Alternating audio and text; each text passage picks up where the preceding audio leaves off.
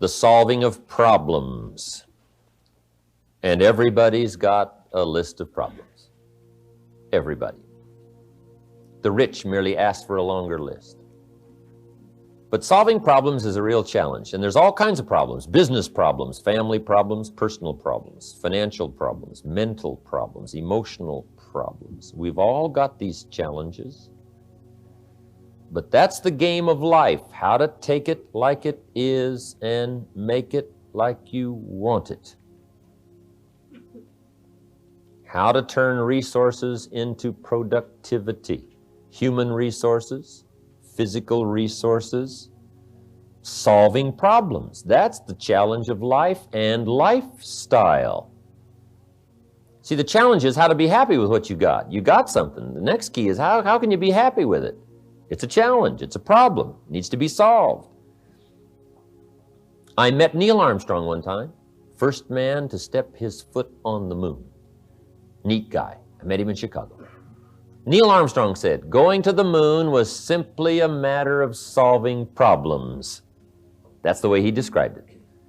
The trip to the moon was just solving problems.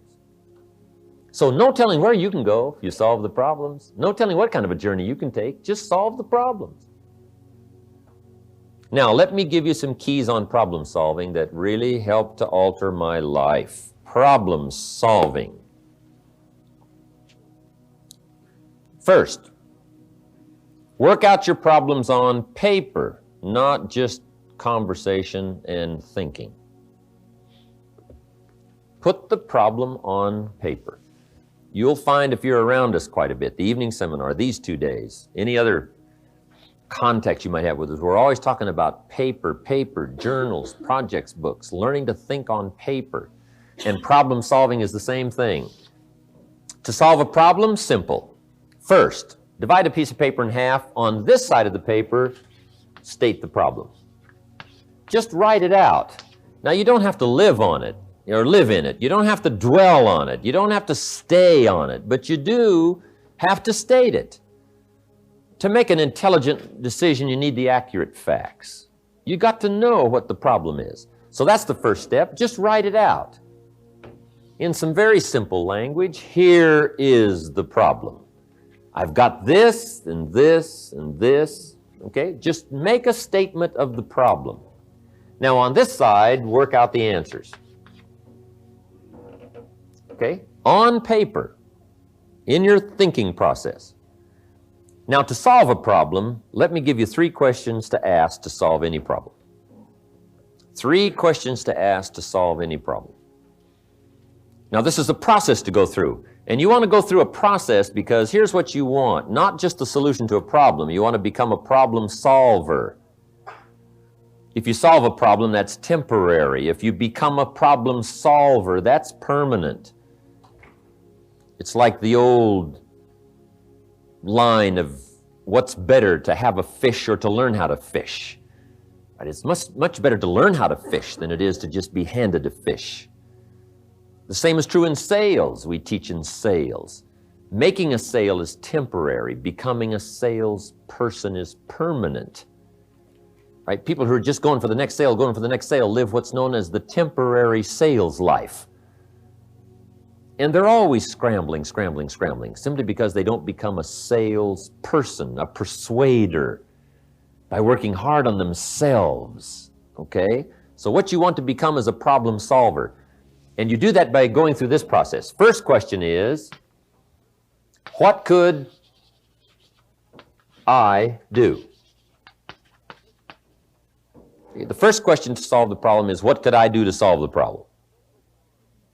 Now, don't go beyond step 1 till you've thoroughly covered it.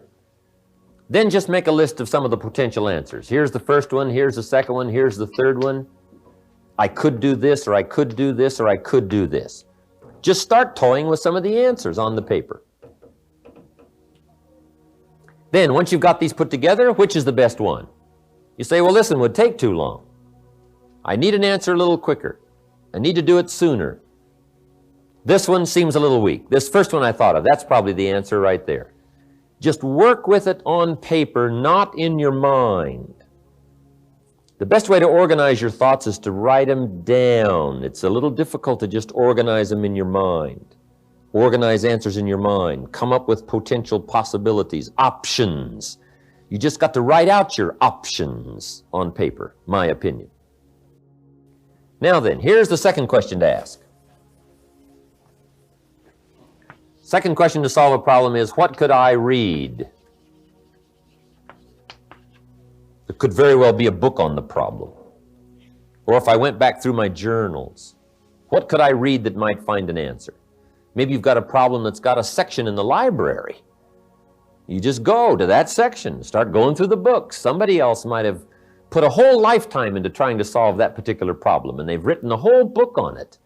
Or there's several books on it. So that's a major question. What could I read? Okay, number 2. Here's the third question to solve a problem.